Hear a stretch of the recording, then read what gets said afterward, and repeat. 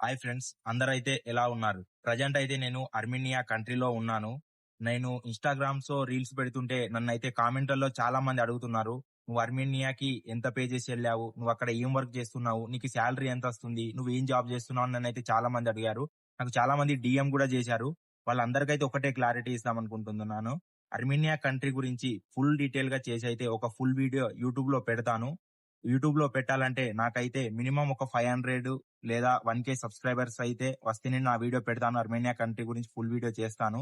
ఈ కంట్రీలో ఎలాంటి వాళ్ళు సర్వే అవుతారు? ఎలాంటి వాళ్ళు ఇక్కడ వర్క్ చేయగలుగుతారు? అనేది అయితే నేను చెప్తాను ఆ వీడియోలోను. మళ్ళీ ఇక్కడికి రావడానికి ఫీజ్ ఎంత అవుద్ది? ఇక్కడ సాలరీ ఎంతుంటది? అసలు ఎలాంటి వాళ్ళు సర్వే అవ్వగలరు? ఇక్కడ ఏం జాబ్స్ ఉన్నాయి? ఏం వర్క్స్ ఉన్నాయి? ఎలా ఉంటదనేదైతే మీకు ఆ వీడియోలో డీటెయిల్‌గా పాయింట్ టు పాయింట్ అయితే వీడియోలో చేసి చెప్తాను.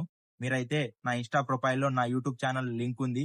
వెళ్లి అయితే సబ్స్క్రైబ్ చేయండి. పక్కా నేను అర్మేనియా కంట్రీ గురించి అయితే వీడియో చేసి పెడతాను. Thank you. ఉంటా.